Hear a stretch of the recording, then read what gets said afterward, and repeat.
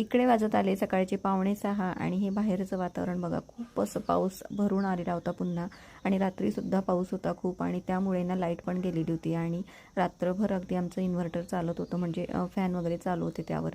तर सकाळी इकडे उठून आले, टिफिनची तयारी चालली होती माझी आणि मध्येच सकाळी सकाळी मग लाईट म्हणजे इन्व्हर्टर बंद पडला आणि मग अंधारच झाला. तर म्हटलं आता काय करावं, तर इकडे एक टॉर्च लावले मी आणि म्हटलं चला थोड्या वेळाने उजाडेलच, तोपर्यंत करूया म्हटलं.